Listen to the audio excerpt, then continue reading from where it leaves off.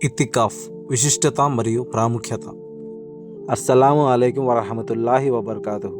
రంజాన్ మాసం ముగింపు దశకు చేరుకుంటున్న వేళ అల్లాహకు మరింత దగ్గరయ్యే అద్భుతమైన అవకాశం ఇతికాఫ్. అసలు ఇతికాఫ్ అంటే ఏమిటి? ప్రవక్త గారు దీని గురించి ఏం చెప్పారు? దీని నియమాలు ఏంటి? ఈరోజు వీడియోలో మనం పూర్తి వివరాలు తెలుసుకుందాం. ఇతికాఫ్ అంటే ఏమిటి? దాని అర్థం ఏమిటి? ఇతికాఫ్ అంటే అరబిక్ భాషలో ఒకచోట ఆగిపోవడం లేదా నిమగ్నమవడం అని అర్థం.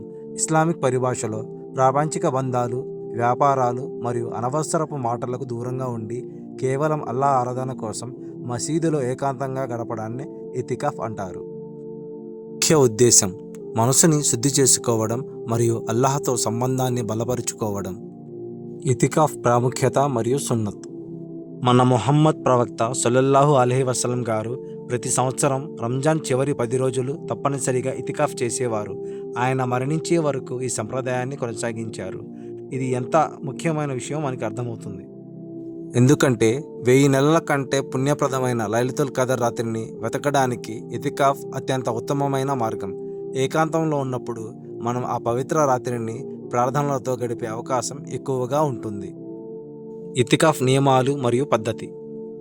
రంజాన్ 20వ రోజు సూర్యాస్తమయానికి ముందే మసీదులోకి ప్రవేశించాలి. ఈద్ చంద్రుడు కనిపించే వరకు అక్కడే ఉండాలి. నియమం: మసీదు హద్దుల నుండి అనవసరంగా బయటకు రాకూడదు. కేవలం ప్రకృతి అవసరాలు లేదా భోజనం తెచ్చేవారు లేనప్పుడు మాత్రమే బయటకు వెళ్ళవచ్చు. స్త్రీలు తమ ఇళ్లలోని ఒక ప్రత్యేక గదిని ప్రార్థన కోసం కేటాయించుకొని అక్కడే ఇతికాఫ్ చేయవచ్చు.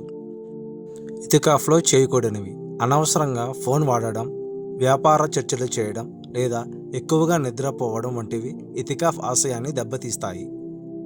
ఇతికాఫ్లో ఏం చేయాలి? ఇతికాఫ్లో ఉన్నప్పుడు సమయాన్ని వృధా చేయకుండా నమాజ్, దువా, జికిర్, ఖురాన్ ఎక్కువగా పఠించాలి.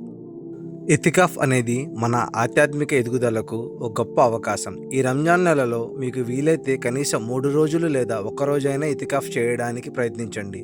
ఈ వీడియో మీకు ఉపయోగకరంగా అనిపిస్తే లైక్ చేయండి మరియు మీ ఆత్మీయులకు షేర్ చేయండి. జజాకల్లాహు ఖైర్.